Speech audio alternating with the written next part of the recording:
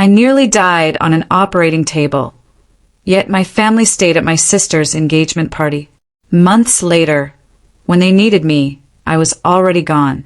Imagine being on an operating table, flatlining, fighting for your life, while your family is at an extravagant party, eating cake. That's not a nightmare. That was my reality. And it was the moment I realized I had to choose myself, even if it meant losing them forever. My name is Julia Matthews, and I nearly died on a Thursday that changed everything. For weeks after they removed the hospital wristband, I had this pale ring around my wrist. Sometimes I still catch myself stroking that spot, searching for something that's no longer there. It's amazing how even the tiniest physical reminders can outlast the most severe emotional pain. Or maybe, just maybe, it's the other way around. It all started 4 months before that Thursday, with what I casually dismissed as stress. I was a marketing director for a pharmaceutical company in Boston, the kind of job that demands long hours and constant pressure. So, when my stomach started acting up, I blamed it on too much coffee and not enough sleep. I mean, the irony wasn't lost on me later. I worked for a company that manufactured diagnostic technology, yet I couldn't diagnose my own rapidly worsening health. I just convinced myself it wasn't serious, even as the agony became unbearable. My younger sister, Sophie, was always the star of our family. Always. Harvard graduate, high-flying job at a fancy financial firm in Manhattan, and newly engaged to James, whose family practically owned half of Connecticut. For 7 months, my parents, John and Catherine Matthews, had been planning Sophie's engagement extravaganza. It wasn't just a party, it was a gala, a royal wedding rehearsal, practically. All I heard about since March was the botanical garden setting, the live orchestra, Sophie's commissioned designer dress, and a guest list that read like a who's who from Forbes. Sunday dinners at my parents' Cambridge home morphed into endless planning sessions, with me just nodding along while my mother obsessed over centerpieces and my father debated wine choices. "Julia, you're definitely coming," my mother would declare, not as a question but a command. "Sophie is looking forward to seeing you." "Of course," I'd mumble, moving food around my plate as my stomach clenched. I wouldn't miss it. The gala was set for December 1st. My body, however, had already booked my emergency surgery for the exact same night. I just didn't know it yet. The ache in my stomach intensified through October. I saw my doctor twice. The first time, she brushed it off as stress, prescribing acid reflux meds. The second time, she ordered an ultrasound. It showed something wrong with my appendix, but nothing definitive. She referred me to a specialist, but the earliest appointment was 4 weeks out. "If the pain becomes intolerable," she warned, "go straight to the emergency room. Don't wait." I nodded, took my medicines, and went back to work. Looking back, it's sickeningly idiotic.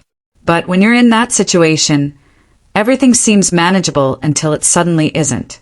I was popping ibuprofen like candy, attending meetings, answering emails, pretending everything was normal. Admitting otherwise felt like admitting weakness. My boyfriend, Ethan, had noticed I wasn't eating much. We'd been together for 3 years, living in my Back Bay apartment, and he was worried enough to suggest I push harder for answers. But Ethan, an architect who travels a lot, had left for a job in Seattle the week before the gala. We talked on the phone, and I downplayed how truly awful things had gotten. I didn't want him to worry. From 2,500 miles away. The morning of December 1st began like a horror show. I woke up at 5 a.m., spent 25 agonizing minutes in the bathroom, trying not to puke. The pain was just so acute. Despite the frigid December weather, I was sweating through my clothes. I phoned in sick, something I almost never did, and spent the day curled up on my sofa, a heating pad pressed against my side. Around 3 p.m., my mother called. "Julia, please tell me you're getting ready," she said, no preamble. "The gala starts at 7, and you know how your sister reacts when people arrive late." "Mom, I really don't feel well," I managed, my voice sounding softer than I intended. "I think I might have to miss tonight." The silence on the other end was so long, I actually checked to make sure the call hadn't dropped. Then, her voice, cold as ice. "You're joking." "Julia, this is your sister's engagement gala. She's been planning this for months." "I understand, but I'm in a lot of agony. My stomach problems are just getting worse today." "You've always been overly theatrical about being sick." Her words sliced through the phone like a razor. "Remember when you thought you had mono in high school and it was just a cold? Or when you fractured your ankle on that ski trip and it was just a sprain?" "Mom, this is different." "It's always different with you, Julia. You get some pain, and it quickly escalates into a medical emergency." She sighed, that irritated sound she'd perfected over years of what she saw as my overprotectiveness. "Take some Tylenol and get yourself together. Your sister needs you to be there. We all do. Don't disgrace us by being the lone family member who fails to show up." The guilt hit me, fast and hard, just as she intended. My mother always knew which buttons to press, and "don't embarrass the family" was her absolute favorite. "I'll try," I answered faintly. "You will do more than try. Be there by 6:30. We need photographs before the visitors come." She hung up before I could react. I sat there, clutching my phone, feeling the agony pulse through my abdomen in waves, wondering if she was right. Maybe I was being overly dramatic. Maybe it was just a horrible day. I'd pushed through worse, right?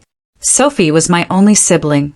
And despite our vastly different lives, despite the fact that my parents plainly preferred her accomplishments over mine, she was still my little sister. By 6 p.m., I had somehow persuaded myself I could do it. I squeezed into the cocktail dress I'd bought for the gala, painstakingly applied makeup to hide my ghastly pale complexion, and ordered a rideshare to the botanical gardens. Every bump in the road sent new spikes of anguish through my torso, but I breathed through them. I have to admit, the venue was stunning. Thousands of tiny lights strung through the greenhouse transformed it into something out of a fairy tale. Sophie looked gorgeous in her champagne-colored gown, James beaming by her side. My parents were holding court near the entryway, welcoming guests with an ease honed over years of practice. "Julia, finally!" my father exclaimed when he saw me. "We were beginning to suspect you'd skip your own sister's party." "I told you she'd come," my mother said, air-kissing both my cheeks. "Though you do appear pale, sweetheart. You should use the restroom before pictures." I made it through the formal family portraits, leaning against a pillar between shots. I made it through the first hour of the gala, sipping ginger ale, avoiding the catering tables because the mere thought of food made me nauseous. I even made it through my mother introducing me to countless acquaintances of James's family, whose names I instantly forgot as the agony began to block out everything else. Around 9 p.m., I found my mother near the bar. "Mom," I pleaded, "I need to go home. Something is horribly wrong." She looked at me, barely veiled annoyance in her eyes. "Julia, we haven't even finished the toast yet. Could you kindly hang on for another hour?" "I don't think I can. The agony is worsening." "Then sit somewhere quiet for a while. There's a seat in the orchid room. But you absolutely cannot go until Sophie and James have cut the cake. It would destroy her." I tried to argue, but she'd already turned away, waving me off to welcome another guest. The orchid room was vacant and blessedly, pleasantly cold. I sat on the bench, slightly leaning forward since it hurt less than sitting upright. Through the glass walls, I could see the celebration continuing. The orchestra played on. Everyone laughed and danced. Sophie glowed at the center of it all. Around 9:15, the discomfort peaked. I'd been breathing through the pains 1 second, and the next, something had exploded inside me, turning the entire world white with anguish. I tried to stand and instantly fell. I can't recall much after that. Fragments return sometimes, usually at 3 a.m. when I can't sleep. The chill of the tile floor on my cheek. Someone crying for aid. the metallic taste of copper in my mouth as I was lifted onto a stretcher, the greenhouse's roof spinning above me as they rolled me through the crowd. Later, much later, one of Sophie's friends described the scene. I had been lying on the orchid room floor in a pool of blood, my champagne dress now a vivid scarlet, as paramedics worked tirelessly to stabilize me. The entire event had come to a standstill. Guests gawked. Someone had called 911, and my parents, according to this friend, who was so shocked by their reaction, she remembered it clearly, were outraged at the inconvenience. My mother had actually said, could she really not have held on until after the cake cutting? I was rushed to Massachusetts General Hospital. Doctors discovered that my appendix hadn't just ruptured. It had been slowly leaking for days, filling my abdominal cavity with infection and internal bleeding. I needed emergency surgery immediately. My situation was so dire that the surgical team momentarily wondered if it was already too late.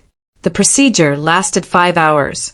I flatlined twice on that surgical table. The surgeon later told Ethan, who boarded the first flight back from Seattle, that I was on the verge of death due to septic shock and blood loss. My family, meanwhile, remained at the Botanical Gardens. While I was bleeding out in the operating room, the gala proceeded. My parents announced I'd had a medical episode but was being treated, then carried on with the planned program. The toast was made. The cake was sliced. The orchestra played until midnight. That night, not a single member of my family visited the hospital. I awoke 40 hours later in the ICU, intubated and hooked up to so many devices that I looked like something out of a science fiction film. Ethan was sleeping in the recliner, next to my bed. When I opened my eyes, he called for the nurse, then held my hand as I struggled to understand what had happened. My folks paid me a visit on the third day. I'd been moved to a regular room by then, still in agony and on 4 different antibiotics. They arrived at 3 p.m., my mother carrying a modest bouquet of cheap flowers. "Julia, thank God you're all right," my mother exclaimed, placing the flowers on the ledge. "You gave us quite a scare." My father stood at the entrance, appearing deeply uneasy, in the way people often do when confronted with real illness. "The doctor said you're going to make a full recovery," he offered, sounding relieved more for himself than me. I glanced at them, my head still fuzzy from pain meds, but clear enough to notice the stark absence of genuine care in their words. "You didn't come," I croaked, my throat raw from the breathing tube. "I nearly died, and you didn't come. The doctor informed us that you were in surgery, and there was nothing we could do," my mother replied, arranging the flowers needlessly. It seemed more sensible to stay with Sophie. She was quite upset about what had transpired. "I am devastated that I destroyed her party," I mumbled, a raw edge to my voice. "Do you mean that?" My mother's look hardened. "That is unjust. Your sister was really concerned about you. But certainly, Julia, your timing was quite poor. Do you have any clue how much the gala cost? How many significant persons were present? James' parents were appalled by the pandemonium. I felt a fracture inside me, something that had probably been breaking for years before it split entirely at that exact moment. "I nearly died." "But you didn't," my father said, his tone implying we should all be thankful and move on. "The doctor rescued you. Everything turned out great. There is no need to be overly theatrical about it. Melodramatic." There it was again. "I need you to leave," I murmured gently. "Julia, don't be childish." My mother began, but I cut her off. "Yes, both of you." They exchanged glances, and I saw my mother's jaw tighten the way it does when she's furious but trying to appear calm. "Fine. Come back when you're feeling more sensible. Clearly, the drugs are affecting your emotions." After they left, I sobbed for the first time since I awoke. Ethan held me as gently as he could, careful not to jostle any of my tubes or wires, and I cried into his shoulder until I was too exhausted to stay awake. For days after my surgery, Sophie texted me. "Mom said you're awake. Glad you're okay. Sorry the timing of everything was so awful." Not sorry I nearly died. Not sorry she hadn't visited. Sorry about the timing. As if my medical emergency had simply been an inconvenient scheduling conflict. I stared at that text for a long time before deleting it without responding. Megan, my best friend from college, traveled up from New York twice to visit. I was in the hospital for 9 days, and Ethan stayed with me whenever he wasn't required to wash or sleep at home. Several coworkers sent cards and flowers. My parents, however, hadn't returned. Sophie hadn't visited. On the day I was discharged, my mother called while Ethan was helping me get dressed in actual clothes instead of a hospital gown. "Your father, and I think you owe Sophie an apology," she announced, and I nearly dropped the phone.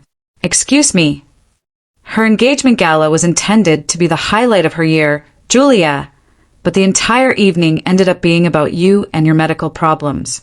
Several guests left early, and the photographer couldn't get all the images Sophie wanted due to the ambulance and police cars outside. "I was dying, Mom, and I apologize for interrupting the party. You've always had to make everything about you, even as a child, and you couldn't stand it when Sophie got attention." James's mother had been asking invasive questions about our family's health history, which was embarrassing.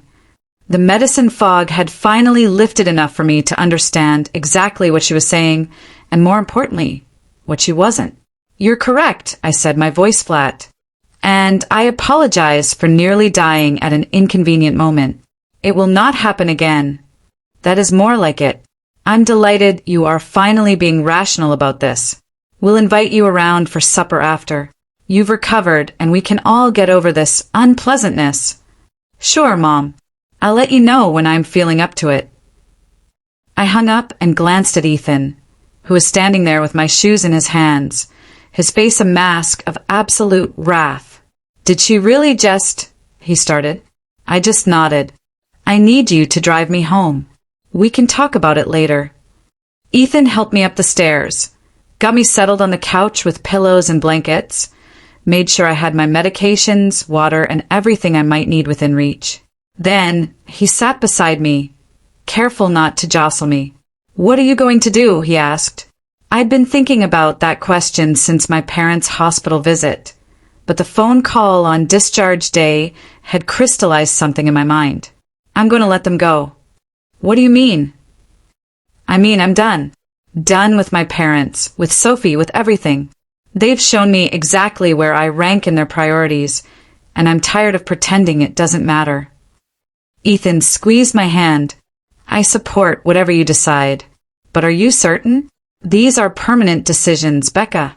They chose permanency when they stayed at that party when I was dying, and I'm only respecting their choice." The plan gradually emerged over the following 2 weeks as I healed. I hadn't set out to hurt anyone or exact vengeance in any dramatic way.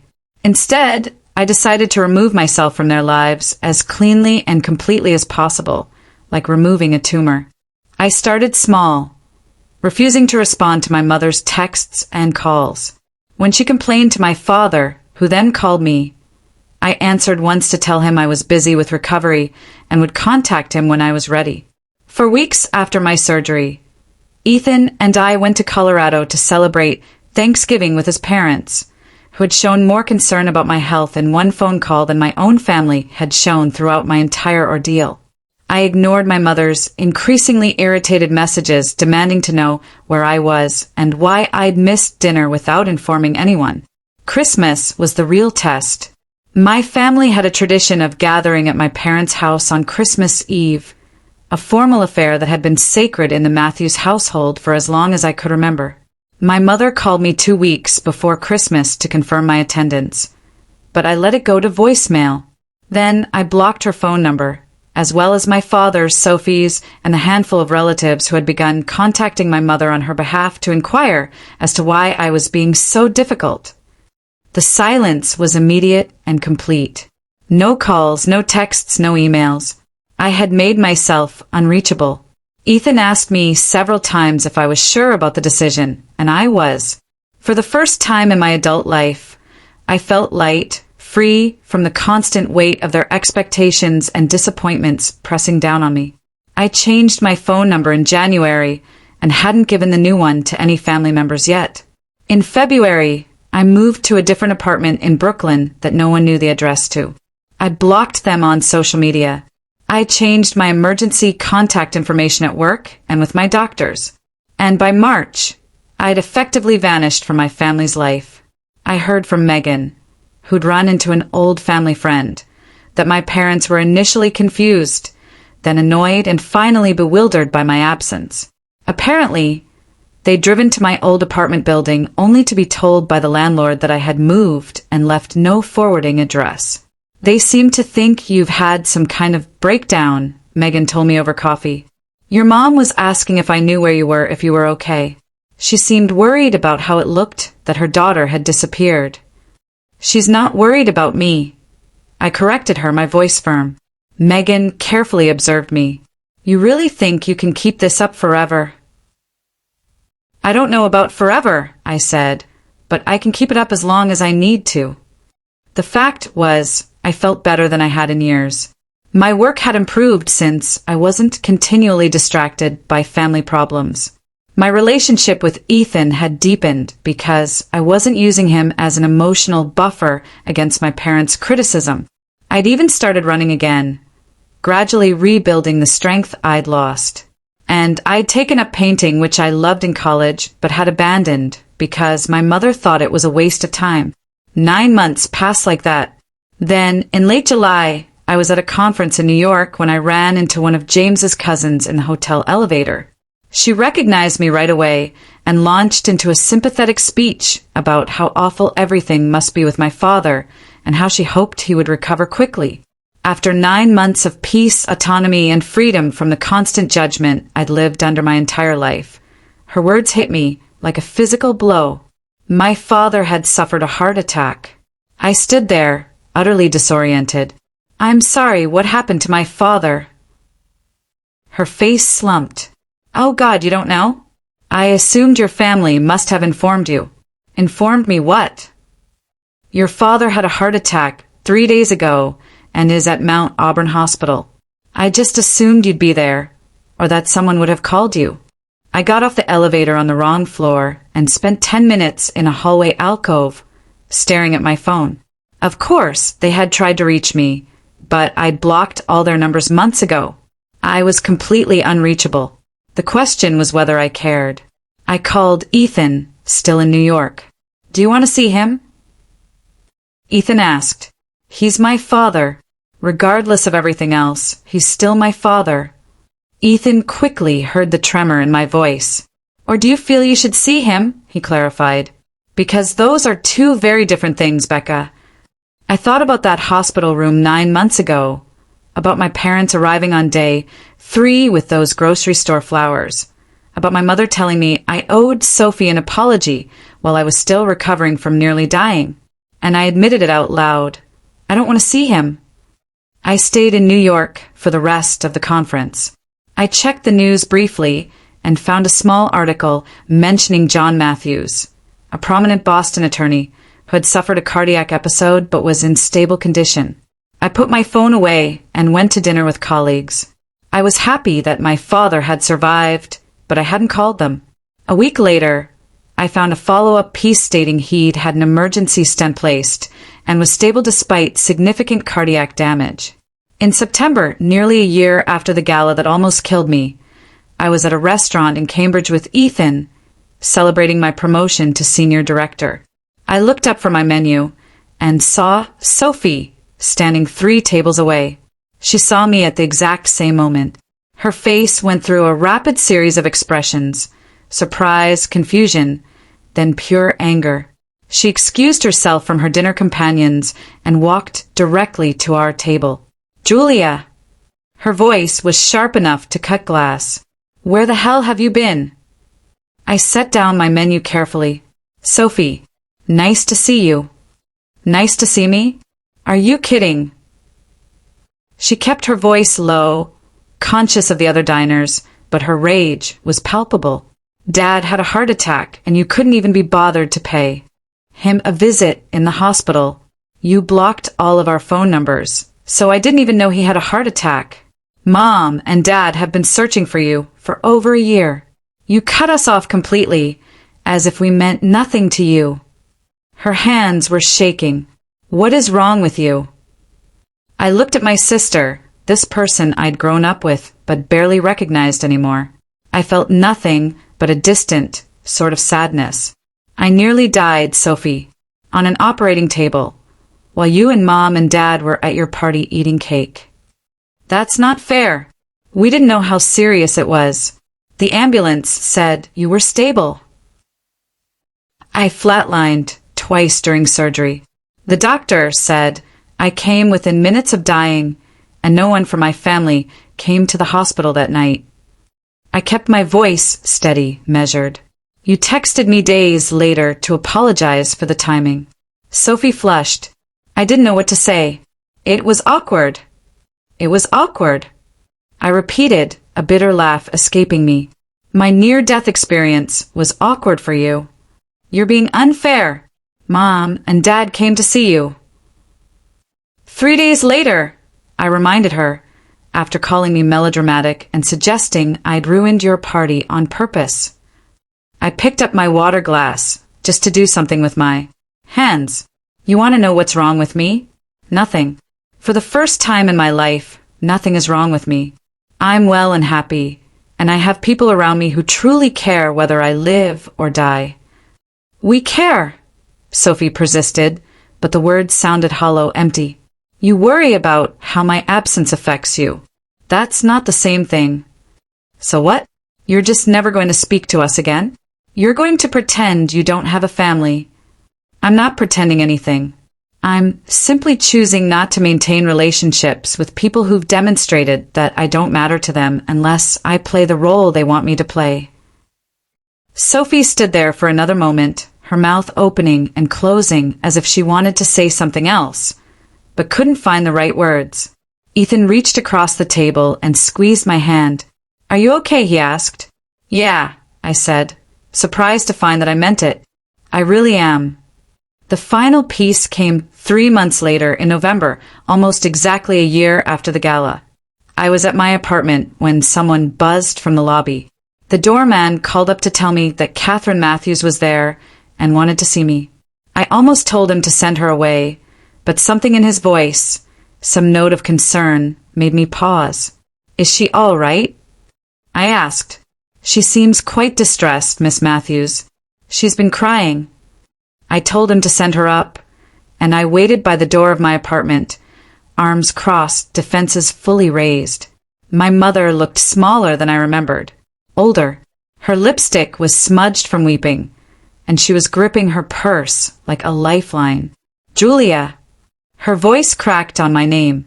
"Please, can we talk?" I allowed her in, but I didn't offer her a seat.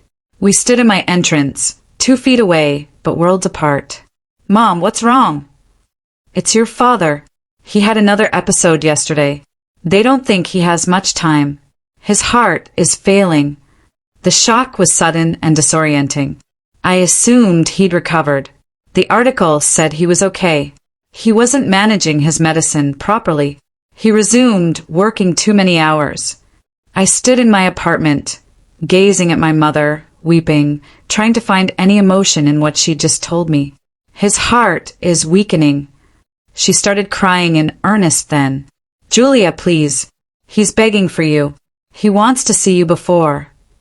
That night, when I was dying, I interrupted, my voice flat. "Why didn't you come to the hospital?" My mother wiped her eyes, smearing her mascara even more. I was filled with a complex mix of sadness, grief, and anger that he had allowed his health to deteriorate. But the well from which I had drawn my entire life had run dry. "Julia, your father is dying. And I nearly died while you ate cake and posed for photos. So, I'll ask again, why didn't you come to the hospital?" She looked genuinely confused, as if she couldn't understand why I was bringing up something so ancient and irrelevant. "The doctor said you were in surgery, and there was nothing we could have done." "You could have been there when I woke up. You could have canceled the rest of the party." You could have acted as if you cared even a little bit that your daughter might not survive the night. We did care, but Sophie also needed us in the gala. And the gala was more important than me, as you've made abundantly clear. My mother's face hardened, some of her usual steel returning. You've always been jealous of your sister, and even now, you can't let go of that petty resentment long enough to be there for your dying father. I'm not jealous of Sophie. I'm angry that my parents valued her party over my life. It wasn't like that. It was exactly like that. And the worst part is that you still don't believe you did anything wrong. Even now, you're asking me to drop everything and come to Dad's bedside. And you can't understand why I might hesitate after you couldn't do the same for me. That's different. How? She opened her mouth, closed it, opened it again. You survived. By chance? The surgeon told Ethan it could have gone either way. I survived despite your absence, not because of anything you did. So this is it. My mother's voice turned bitter. You're going to let your father die without saying goodbye because you have a grudge against a party? It wasn't about the party, Mom. It was never about the party. It was about the fact that when I needed you the most, you chose something else, someone else. And then you had the audacity to tell me I was being melodramatic and that I owed Sophie an apology. You were upset that the entire evening had been ruined. My mother straightened her shoulders, her tears drying as her natural imperious nature reasserted itself. It didn't matter that I'd nearly died, that I'd been bleeding internally for days, or that you'd call me dramatic when I said I couldn't come. What mattered was that your plans had been disrupted. You've decided we're the villains in your story, and nothing I say will change that. But your father loves you, Julia, and he's dying. Can you really live with yourself if you don't say goodbye?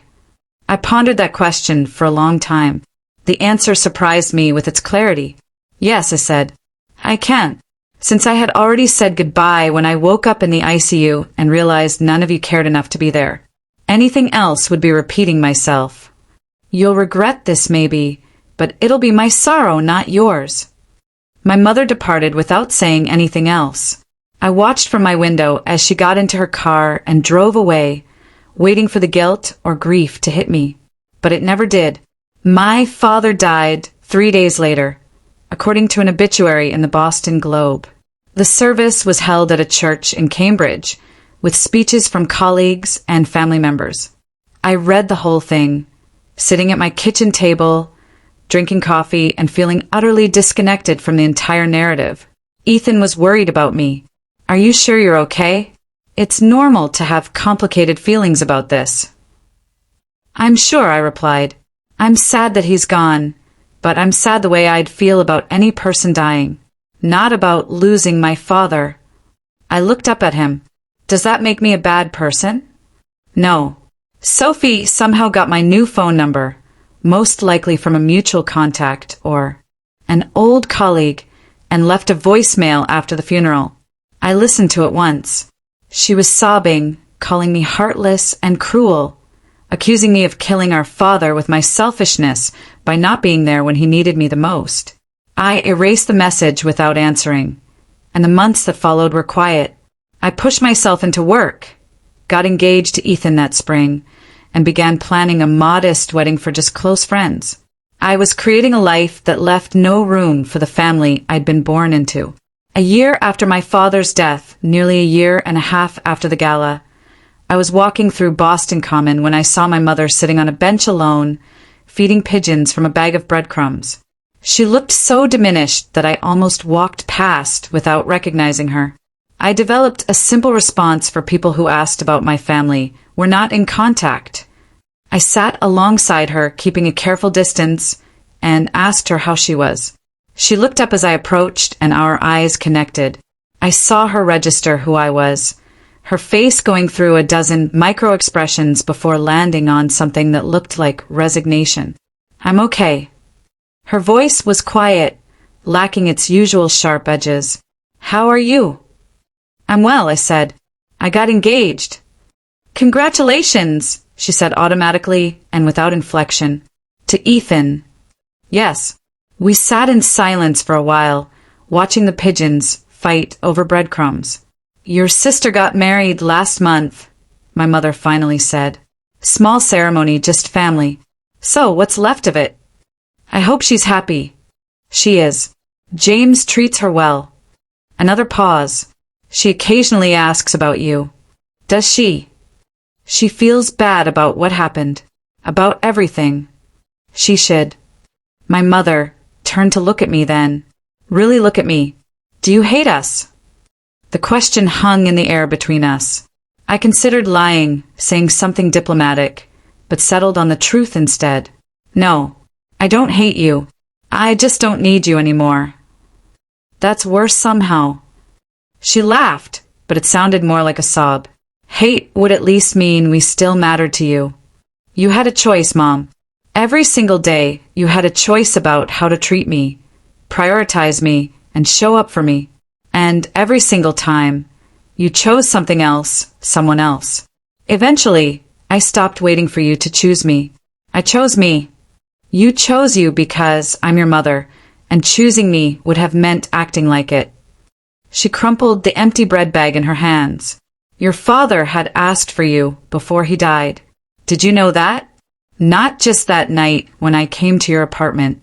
In the hospital, in those final hours, he kept saying your name. The information landed without impact. I'm sorry, he died wanting something I couldn't give him. But he taught me that lesson himself. People don't always get what they want, especially if they've spent years making it clear that someone doesn't matter to them. We never said you didn't matter. You didn't have to say it, Mom. You showed me, over and over again. The gala was just the last confirmation of something I'd known my whole life. I don't know how to mend this. You can't. That's what I've been trying to tell you. There's nothing to fix, because I'm not broken. I'm just done. So this is permanent. You're never coming back. I stood up, brushing invisible crumbs from my jeans. I'm not coming back because I was never really there to begin with. You were so busy polishing Sophie into the perfect daughter that you never noticed I'd left. Julia! I hope you have a good life, Mom. I genuinely mean that. I hope Sophie's marriage is happy, and you get grandchildren, and all the things you wanted. I just won't be a part of it. I walked away then, leaving her on that bench, and I hadn't looked back. That was 4 years ago. I'm 35 now. I married Ethan in a beautiful ceremony at a vineyard in Napa Valley, surrounded by 50 of our closest friends. We bought a house in Newton. I became a partner at my firm last year, and we're talking about starting a family. My life is full and rich and completely separate from the people who raised me. But sometimes, just sometimes, I wonder if I made the right choice. These thoughts usually come late at night when Ethan is asleep beside me, and I'm scrolling through my phone, seeing other people's family photos, and I feel that phantom ache where something used to be. But then, I remember the hospital bracelet. I remember the cold of the operating table. I remember waking up and realizing that the people who were supposed to love me the most in the world had chosen a party over my life. And I remember that choosing myself was not a form of vengeance or punishment or even a choice at all. It was survival. Last week, I received a letter forwarded through my old law school address. It was from Sophie, written in her precise handwriting on expensive stationery, and she wanted me to know she was pregnant, due in January. She said she'd been thinking about family and what it means, and how she wished things were different between us. She did not apologize, not for the gala, not for the text about timing, not for anything.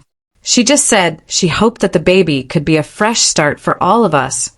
I read the letter twice, then put it in a drawer with other artifacts from my old life, my hospital discharge papers, my father's obituary, and the blocked numbers list that used to be my family contacts. Maybe someday I'll feel differently.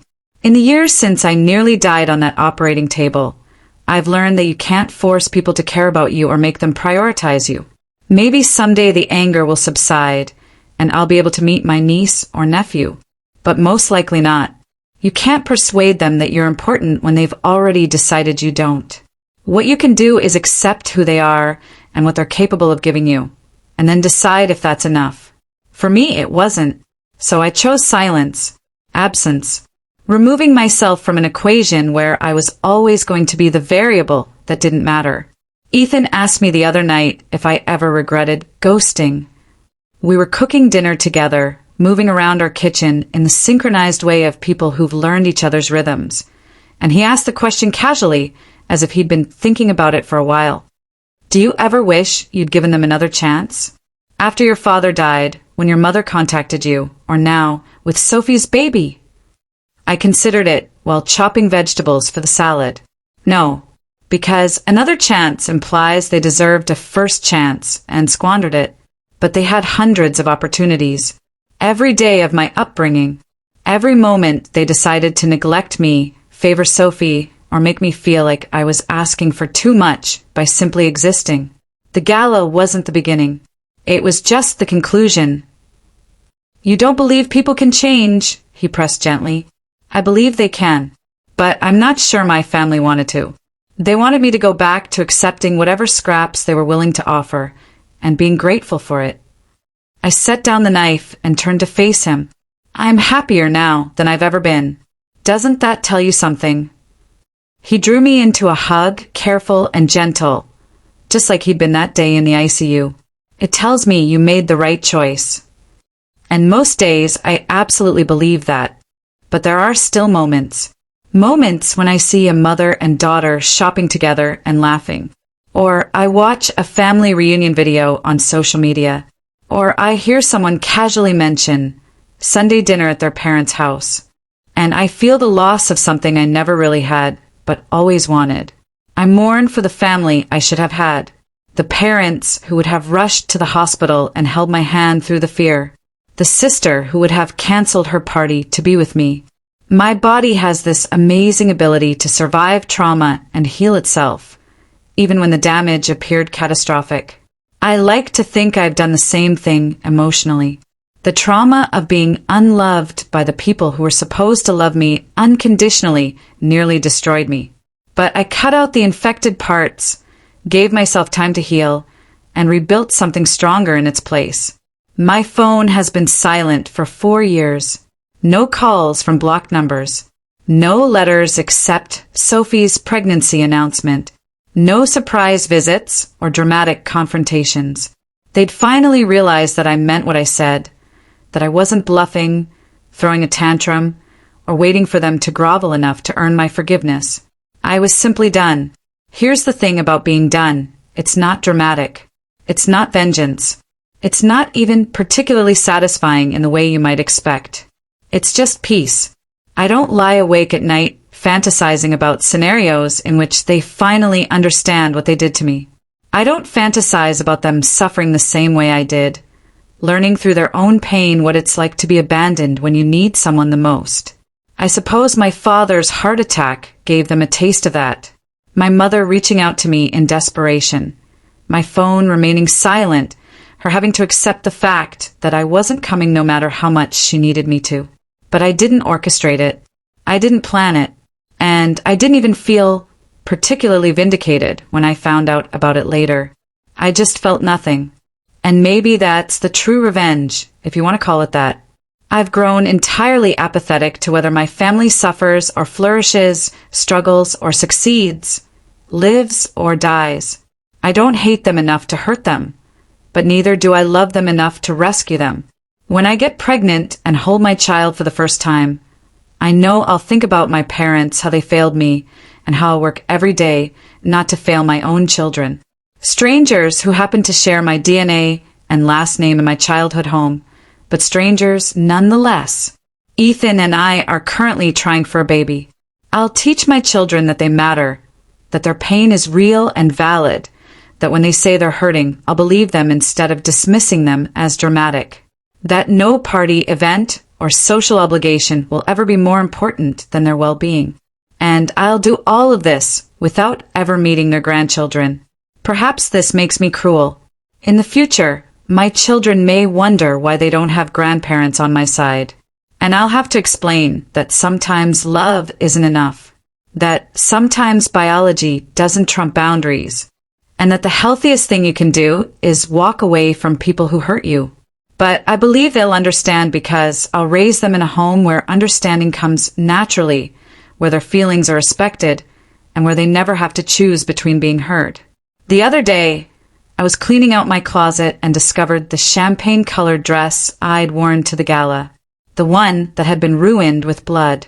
I'd kept it for some reason, shoved it in the back of a garment bag, and forgotten about it until my hand landed on the familiar fabric.